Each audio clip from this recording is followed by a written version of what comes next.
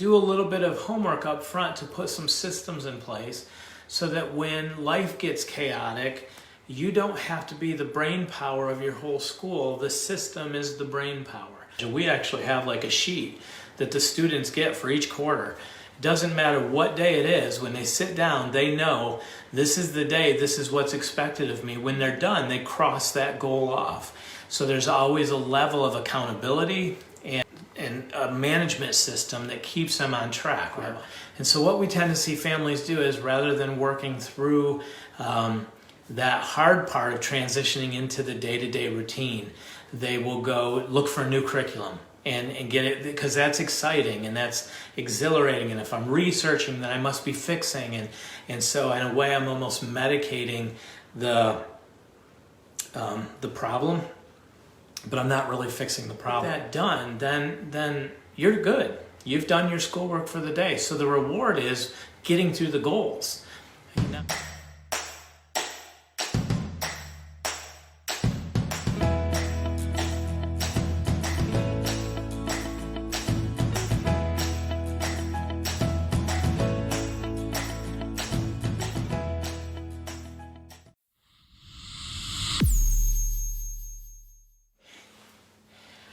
Good Thursday afternoon, everybody. Hope you're having a good week.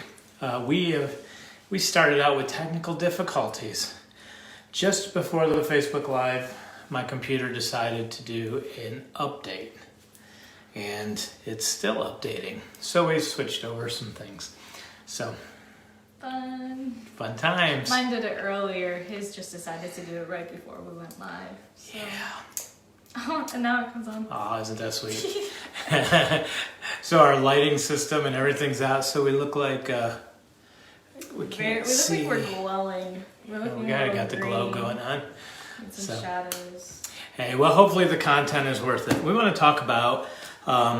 Brittany's going to watch for any questions or comments you guys have, and shout out to you.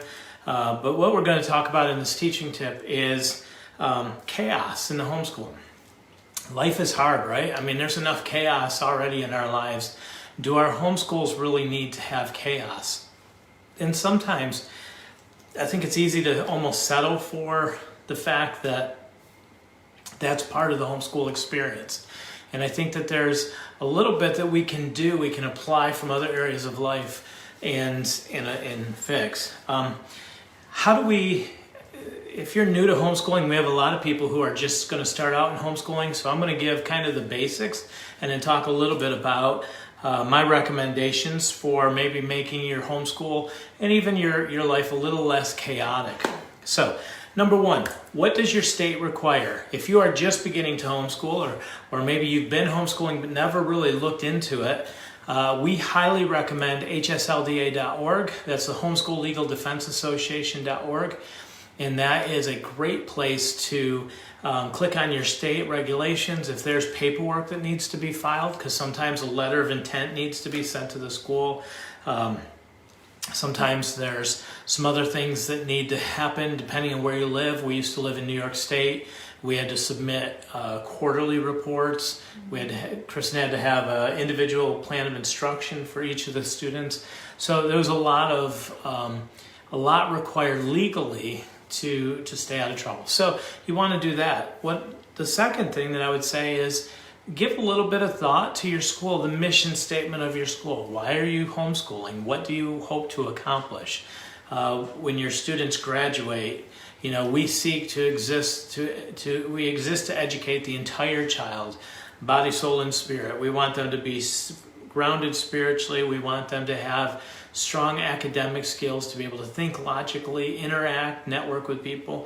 We want them to be physically and emotionally healthy. Something like that. That gives you the foundation to give you some stability by having kind of a mission statement. We've done teaching tips on that before. I'm happy to do them again, just because I think it's valuable, right?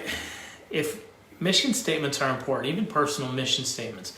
Like, what am I trying to accomplish? If we just wing it and we're just like, well, we're think about it this way. We're just going to copy everybody else. We're going to copy what the public school does to educate. No, we have bigger goals than that. We want our students to actually be able to step into this world, as crazy and as crazier as it's getting every day, to be able to think through the issues, to be able to show compassion and empathy, and to articulate well the message of Jesus Christ. So having a mission statement, a destination, helps us. Then this is the part that I think we can really apply to reducing chaos, and it's systems. Systems, we either have to manage or we can rely on systems, one or the other. And sometimes with homeschooling, it's the systems work, it requires work up front, right? If I'm going to set up a business, I can set up systems up front. So I have instruction manuals for each position. I have kind of, no matter who steps in the position, open the notebook, day one, read here, this is what you do, and to follow through. But it takes a lot of work to organize that up front.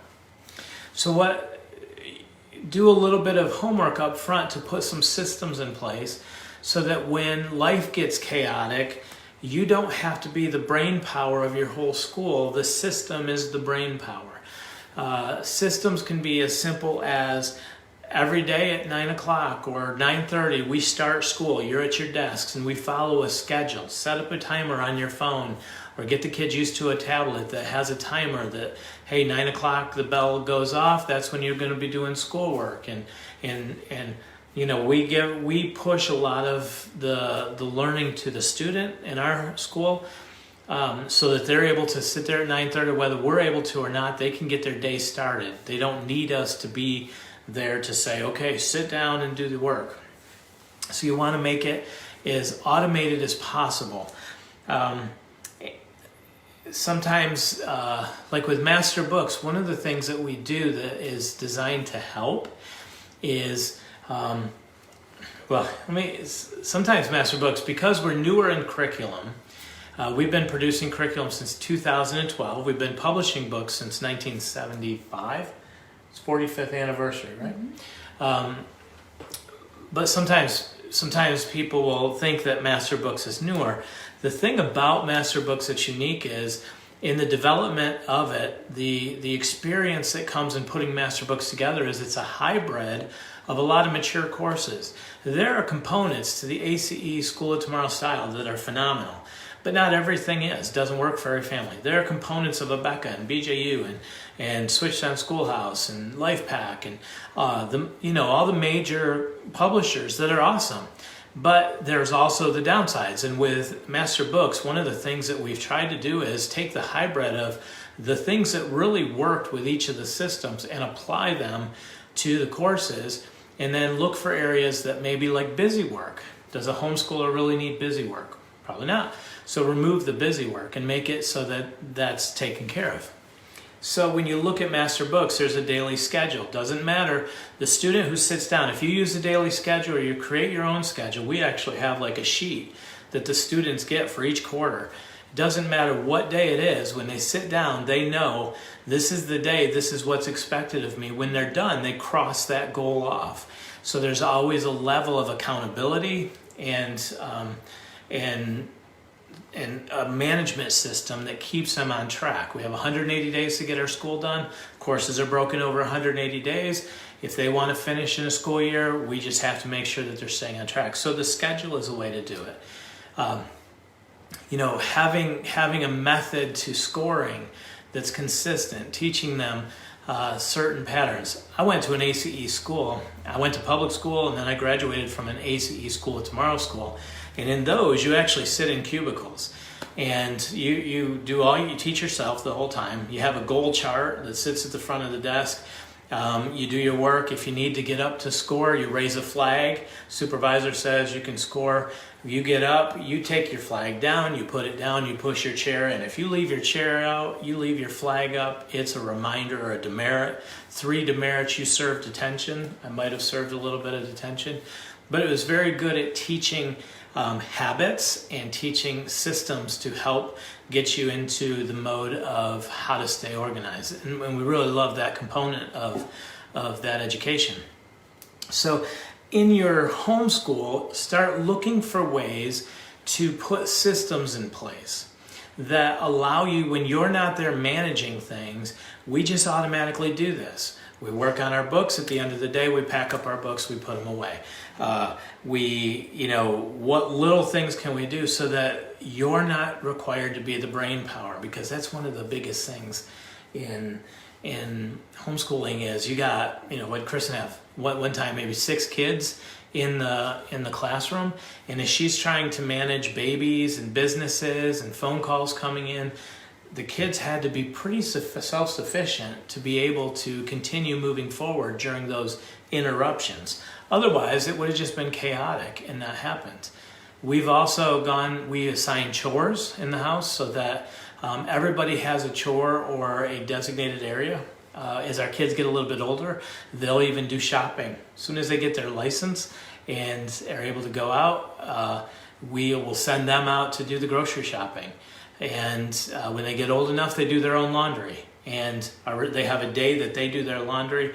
When you have 9 kids in a house, you have to have some systems in place to keep things moving forward without overwhelming mom or making her having to be a continual manager. What was your phrase growing up? It was the survival of this family depends on everybody doing their part. The success of this family, yeah, or survival. And that came from a visit to a place, an old Genesee country village in western New York, where there was a cabin, had some, the guy lived there with 10 children, his wife had died. It was a single room cabin and basically was set up so that Western New York can be kind of harsh sometimes in the winter. And the lady who was there, it was kind of one of those where they dress up, said, yeah, if this family didn't all pitch in and do their part, they weren't going to make it. And we went there as a young family, and that really became the creed, that if we're going to make this, if we're going to survive this and this experience, we all have to pitch in and do our part. And that methodology, I think, has served us well. So I think sometimes it's easy to get into the mode of looking for others who maybe aren't as successful or aren't doing it, and that kind of gives us permission to let things go. I think we want to set high standards. I think we want homeschooling, we want people to realize that yes, life happens, and I don't think we need to beat ourselves up for it. I don't think we need to cry because there's crumbs on the kitchen floor. But I think that we also want to set a high standard and a bar of excellence, because that's part of the experience that we're carrying forward. So let's see. The last thing that I would say is, I don't know if anyone's like me that's watching, but sometimes when life is really crazy and it feels like things are out of control, one of the things I'll do will be to start a new project. Like I'll start organizing a room or moving furniture. And particularly when I was young, it was really bad. And it was almost a way of medicating because I wasn't able to control certain things, or I wasn't, life just felt out of control and I couldn't make things happen fast enough. But if I rearranged the furniture, then I at least felt like I was in control. And the problem with that is it's a way to procrastinate, and it medicates the issue, but it doesn't fix what's broken. And we see this a lot with curriculum, where homeschooling is exciting when you're on the hunt, when you're looking for a new curriculum and you're putting a new planner in place, and you got the new bright shiny and all of these things. But there comes a place where, okay, we've done all that. Now we just need to do the hard part. We actually need to start getting, we just need to execute. And what we tend to see sometimes is people will buy the curriculum, they're excited, they set up all the schoolroom, they go through all the stuff, and then life happens in real hard transition into the farming mode. There's in marketing and business, there's the hunter-gatherers who love to go out and hunt and always exciting, and then there are the farmers and they're the managers who continue to make it happen. Well, we have to do both in homeschooling, and there's that management part. And so what we tend to see families do is, rather than working through that hard part of transitioning into the day-to-day routine, they will go look for a new curriculum. and get it, because that's exciting and that's exhilarating. And if I'm researching, then I must be fixing. And so in a way, I'm almost medicating the problem, but I'm not really fixing the problem. Now, there are times that we need to look for a new solution. It just isn't working, and I don't think we should be married to it. So we have to discern, is this a curriculum issue, or is this a personal issue that as a manager, I just have to learn how to effectively manage my frustration and the monotony of the day, or the fact that my kids aren't always going to be excited about the work they have to do and that type of thing. So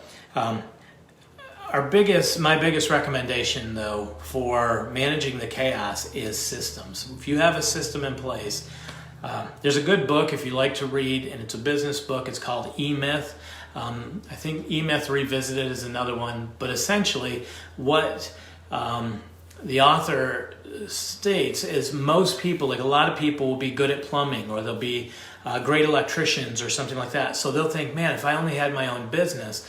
So they start a business and they confuse the managerial skills with the technical aptitude and think just because they knew how to do the electrician part that they're able to actually execute a business. And what they end up with is a really complicated job.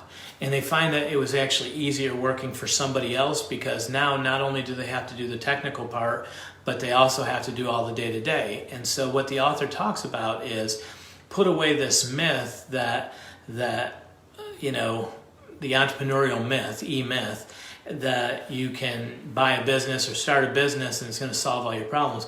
But instead, begin to build systems in place that help you to be able to manage the business, because the goal is to be able to produce revenue from the business, not just creating a job and work for yourself.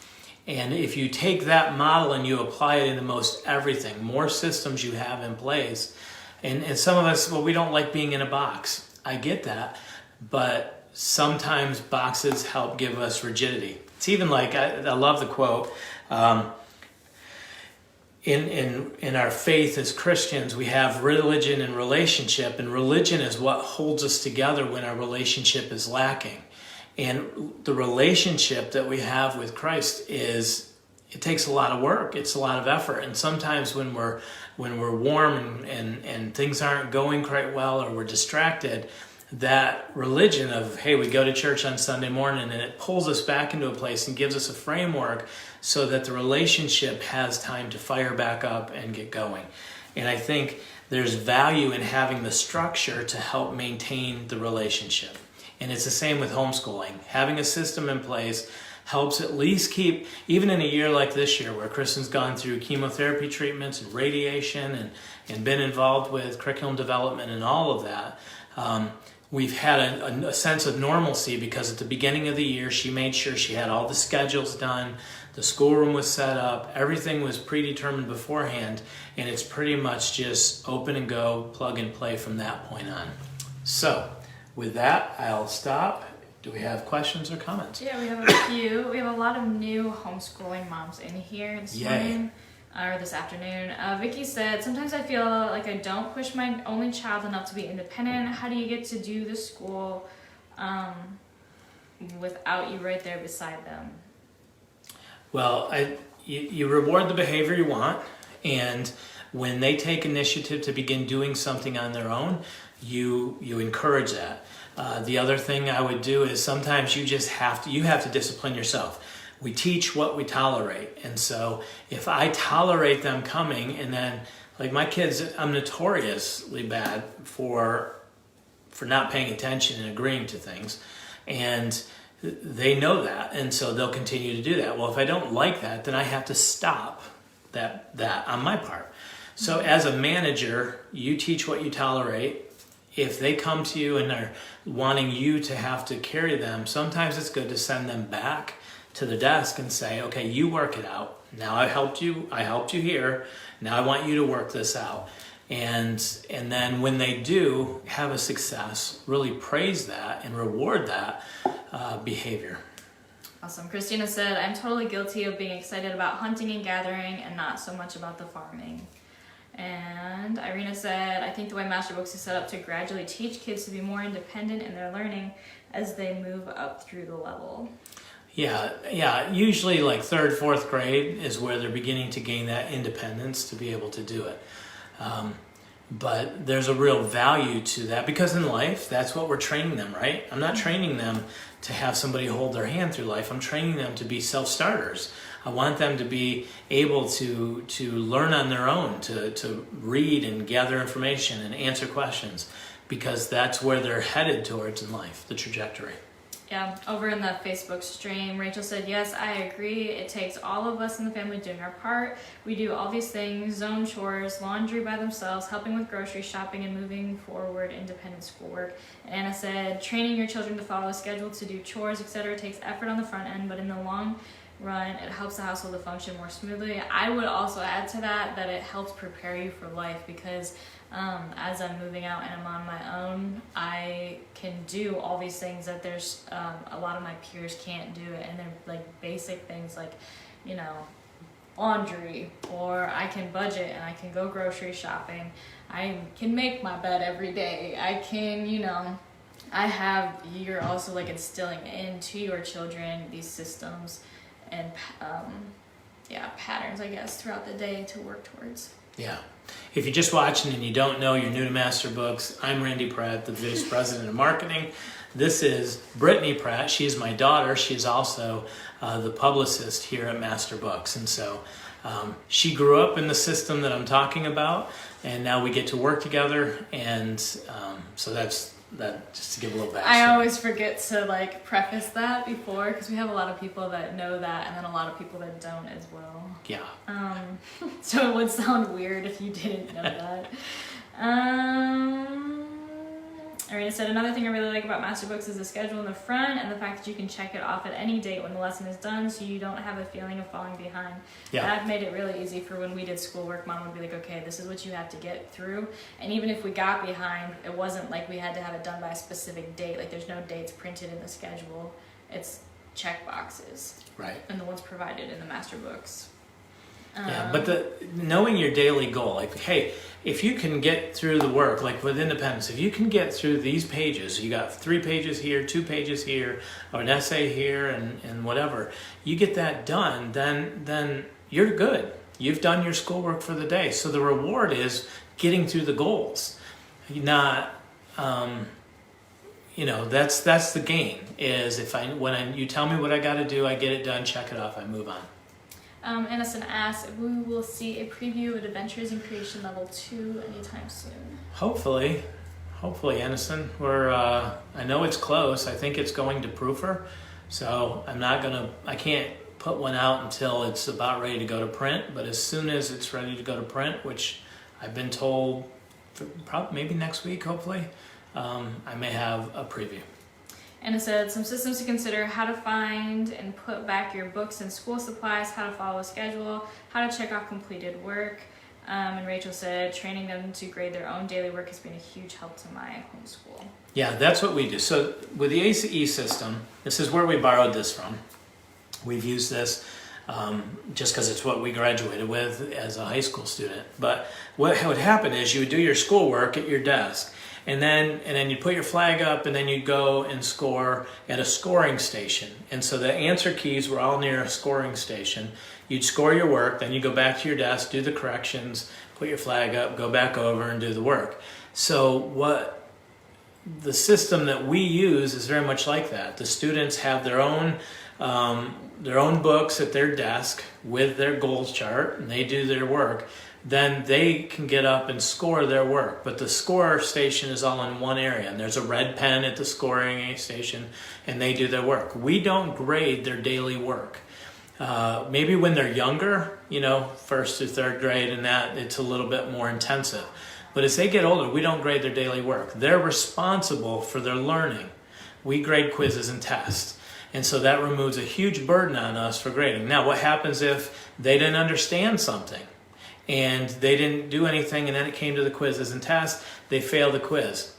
As they get older, if they fail all their quizzes, they fail the course and they take it over. It's their responsibility, if they don't have something, to get help. So we don't babysit them in that way, because in life, how does life work? If I need help, it's my responsibility to go get something. If I sat at my desk and I just waited for my boss, Tim, to come and tell me how to do my job or how to figure out how to sell more product, he probably wouldn't keep me very long. He might as well just do it himself. He needs somebody who will solve problems, who will make things happen, learn what needs to be learned so that you can accomplish the goals at hand. And so that's how we want our students. We want them to be self-sufficient. And then we grade the quizzes and the tests. That's the grade they get. And it teaches them. Sometimes they don't put that much into it, or maybe they cheat a little bit through the course and they fail the quiz or the test. Well, but then you'll know it was always obvious when quarterly reports came around, it was always obvious who was actually grading their work and who was just marking. Maybe we'd do like an X here or there to make it look like, I never did, to make it look like we had scored it, but it would show in the tests. Yes. And so some people would say, well, my kid, I don't want my kid to have to go that way. For us, it was a matter of teaching them, you get out of life what you put into it. And so if you put something into your education and you get the grades, then the proof will be there in the quizzes and tests. And so we were working towards that goal in what we're doing. So Inlelada in the app had asked a question about grading, so hopefully that answers your questions as well. Jay's mama said, if they self-grade and see which ones they get wrong, wouldn't they know the answer because they saw it? This is a great idea. I just want to know what works. Yeah. I mean, okay, so think about it. I learned spelling when spell check says the word is wrong, and then I keep seeing this is how I correct it, right? So there's multiple ways of learning, and sometimes being able to see the answer actually helps me memorize the answer too. So, I mean, if they want to memorize the answer out of the score keys, that's generally a pretty hard. I mean, you can do it, but it's backwards way of learning. Right. But again, it will reflect itself in the tests. Right. Because they're not going to have a score key available. You're still scoring the tests and the quizzes. Yes. So as long as they're learning the materials and that's reflecting in the test, then I think it's fine. Yeah. Now, if a student is struggling, they should come to you and say, you know what, I don't get this. I really need some extra help. That changes the dynamic. We're talking about students that are capable, they're getting them at work, and you're placing the burden of their education more in their court. Some families don't have an issue. For us, 9 kids, right? So at one time, I think Kristen had 6 kids that she was homeschooling and a number of babies going on, plus everything else in life. There was no possible way for her to handhold every student all day long and still accomplish everything else we were doing with building businesses and serving administrators. So we had to begin to place that responsibility onto the student, and we knew students were capable with it because we had gone to an ACE School of Tomorrow system, and they start in first grade. And you go through first grade. Once you learn to read, then you're at your desk pretty much working the rest of the time in a cubicle. So the tables go around the outside of the wall. Each student has their own little cubicle with their own light and their own bulletin board, and they sit there all day doing their own work. And the supervisor basically just grades tests, and the student is responsible for all the other grading. So we had taught in that school environment and been part of that school environment. I think I went there in 8th grade and then went through my whole high school there and graduated there. So we kind of knew that was possible, and so we moved that forward in our school. We know that's not for everybody, but that is definitely the only way we could have survived the way we did. And Lara said, do you give a grade for weekly work, daily assignments, as well as quizzes and tests? No, if there's a quiz and test, that's the grade. That's the grade that we give, because that's really the reflection of, did the student understand the work? For reporting, right? If maybe it's not like your report's a little bit different, so you're going to grade based on the effort that you see the student apply. If they're putting effort into the course, grade appropriately. Sabrina asks, what about grading for literature, such as their written work? Again, I would say the effort. If you read it, like you're the manager, you're the teacher. So think of yourself as, okay, you just gave me a piece of paper. You're a sixth grader, so you're capable of writing multiple paragraphs, multiple sentence paragraphs. You're able to articulate your thought, or should be able to articulate your thought. If you give me some good answers, well thought out answers in a good paragraph, that's an A. If you give me one word answers, that's probably not going to get you an A. It'll get you a D or an F. And so you set the criteria on that for the grading.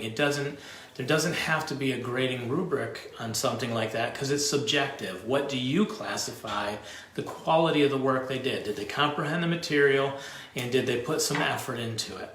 I have a son who hates writing, and so but his answers are always right. He's a kid of few words, very few words, but he's profound in his thinking. So he gets usually a B or a C, even though he doesn't articulate wordy, because for me, I think his ability to articulate what he does with the amounts of words that he uses is sufficient for culture that he is going to live in and the career that he wants. Okay. Heather asks, is this video going to stay here in the group, she's on Facebook, after so I can watch the whole thing? Such great information. Yep. It'll also be put on YouTube. Tara asked, or she said, my kinder first didn't like the idea of doing things independently at first, but now he tries to see how much he can impress us by getting things done. I have a book holder on her desk, the subjects for that day that I want her to work on together go in that book holder. Subjects that are good for independent work that day go on top of her desk so she can get started if my hands are full with breakfast or baby in the morning. Perfect. Paola, which I hope I got your name right, she said, it's so refreshing to hear you say that. Sometimes I think my expectations may be too high, even though I know they can do it and need to do it. And then this, I was going to read this one because this is also what Mom did. Rachel said, I have an answer key binder per child that I set up each summer with our new courses. It's tabbed by subject and has the child's name on the outside. The binders stay on a shelf above my desk, and that's also what Mom did. Is we each had our own binders that were tabbed off for the different subjects, and we had the area that we did our schoolwork, and then we had a separate area that we scored at. So the answer keys were never allowed to be at our desks. Right, so you can't just go back and copy the work. Right. Yeah, and I think one of the things that Kristen does really well is at the beginning of the year, she sets up the systems. So every student's goal chart is done in advance. All the curriculum is organized, the scoring is organized. The score key for the quizzes and tests are in a separate binder, so they don't go with the binder that the student has. So they only have answers to their daily activity work, not the quizzes and tests. That stays at her desk, and they're never allowed to touch that binder. Right. Sabrina said, thank you. Sometimes I can be a little hard on grading for literature. I think I needed to hear this. I think you have to look at, especially with literature, what do you want to accomplish? It goes back to what's the mission statement. When my students read literature, what I want them to have takeaways. Do I care that they memorize everything, or do I care about the fact that they're able to grasp the bigger picture and the concepts? I'm not somebody who can memorize. I just can't remember a lot of facts and figures, but I can remember concepts and the macro big picture really well. And so for some students, that's enough. You just read this book. What is the worldview? What are they trying to speak to you? What is the message that you just got from this? Sometimes curriculum publishers, and it's easy, we will do this as well, is you read a paragraph and so you ask some questions about it to test comprehension. But sometimes comprehension is understanding the big pictures, not always just that, the rote details. Kelly asks, does Masterbook have tests? I'm coming from a curriculum that doesn't use tests very often. It depends on the course. A lot of our younger courses use narration, and we do have some of the, as you move up into the levels, you have more testing like Principles of Math has quizzes and tests. For levels, Yeah, Jacobs has tests. So. But even the younger grades, like math lessons, even though it doesn't have tests, it has Fridays are usually review days, so you would just check Fridays. You know that because you just did the video, yeah. Yes. Brianna said, if you already covered this, I can watch the replay, but do you have tips for transitioning to the ACE/dependent model for a 10-year-old that has not had to do anything like it before? Again, I would just start, I would say, hey, we're going to try something new, help them understand the system, right? And then here's a goal chart, here's what we're going to do today. Sometimes, like, you could do it as simple as, here's a chart, 5 days a week, here's the 5 subjects that we're going to do, math, language, social studies, science, and elective or Bible. And then you write, math, pages 1 to 5, social studies, pages 1 to 5, whatever. You put the goal on and you just say, okay, today what we're going to do is, here's a goal chart. You're going to work as far as you can on these goals. When you get them done, we'll cross that goal off. When we get all 5 of these done, we're done. And just kind of work them into, this is a new system we're going to try. And it's going to give you independence. So you don't need to wait for me to get off the phone to get your work done. But we're not going to leave the desk until we get the goals done. Or, we're going to work for an hour or 2 hours in the morning, and we're going to work an hour after lunch or 2 hours after lunch. And you're going to do as much work as you can to get these goals done. And if it doesn't work, we're going to have to do it as homework, because that's the way life works. You take it home and do the work with you. Mm-hmm. So that's what I would say kind of a transition is. This is a new way of doing things, but it's meant to make it so because you guys could actually get your work done. Sometimes the phone would ring and mom might be on the phone for an hour or 2 hours. And if you had to wait for her that whole time, then you couldn't get your schoolwork done, which meant you couldn't have your free time in the afternoons. Right.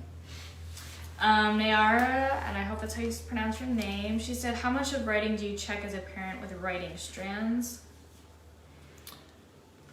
We check all of it. I think the Teaching Companion is a really good resource to see how to grade and what to look for. And Pamela asked, do the courses bring goal charts or daily schedule? Every course at the beginning of the course has a lesson plan, which has the course broken down over 180 days, which is your typical school year, to complete the course. And Danielle over in the app said, my son has been attending a very rigorous private school that marks down handwriting on everything. My son now hates to write. Would you suggest backing off the handwriting when looking at his work for the coming year? He is 8. Yeah, I think you could you could lessen it up a little bit. I mean, if he can narrate to you some things and not have to sit there and do all of that writing at 8 years old, I think that's. Do you agree that at the younger age, it's more just about communicating? Can you communicate your ideas effectively? And then in the older grades, it's more of refining those skills? I think you're still wanting to build the writing skills, but I think the idea, what is the goal of learning, right? Is the goal of learning to be able to communicate what you're learning and retain that information. So, yeah, I think we say this a lot around here. Curriculum is a tool. You're the carpenter. Use the tools to best accomplish the goals you want. Don't allow the curriculum to be the carpenter and you to be the tool. Tara said, did you just say that homeschoolers do homework? Yes. That's all we do. It's a concept of, that's all we do. Yeah. No. It's a concept of, again, if I don't finish my work here today, I'm going to take home my laptop and I'm going to have to do some extra work to catch up. Otherwise, I'm going to fall behind. The responsibility, there's enough hours in the day to get your work done. But if you don't do that, you're going to have to spend time in the evening trying to do that to catch up. It doesn't have to be called homework, but it's just what we know. So it's the word I use. Moita said, I will need that system in place for sure. First time homeschooling, waiting for my order to get here. So excited with 3 clapping hands. Yay, congratulations. Hang in there. First year is the hardest. If you can make it through your first year, it's kind of like going out to sea and you got to get used to the movement and the challenges of your first storm. And you just kind of survive that. And then you get your sea legs, and then your second year you gain confidence. And the next time you step back onto the boat, you kind of know what to expect. But the first year is the hardest because you really, you guys got to figure out how to get home and work together with each other. You got to figure out how to be teacher, not just mom. And they have to figure out how to live with mom 24/7. And there's just some challenges, but it is so worth it. And then last question over in the Facebook Live, and I think Kelly had said that this is her second year homeschooling, first year with masterbooks, I think. She said, do you have a recommended reading list for the different grade levels? We don't.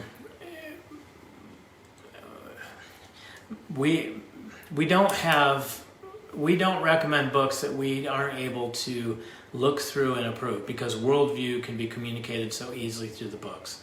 And so because of that, right now all of the energy of our staff is going into creation and development of curriculum, not into reviewing other products.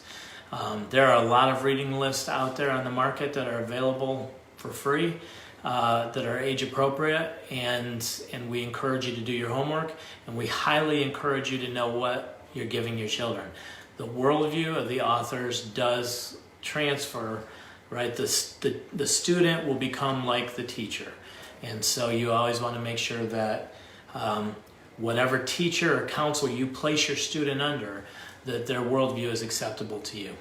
Awesome. And she did say she's homeschooled for several years, but this is her first year with masterbooks. Okay. So Awesome. Well, hopefully today was helpful and gave you some tips, and feel free to leave in the comments and let us know if there are other tips that would be helpful. If you're starting out and you're confused or have questions, or any teaching tips that you guys would appreciate us giving, we're happy to help. I actually see Kristen Pratt in there. We do have a list of masterbooks titles. Okay, so the master books list, I think there's actually book list in language lessons for living education. Is that right, Kristen? That of master books titles that have been reviewed and would be appropriate for us to give out. So, Awesome. All right, good. All right, guys, God bless you. Have a fantastic rest of your week and a good weekend, and may the Lord bless you. All right. Bye.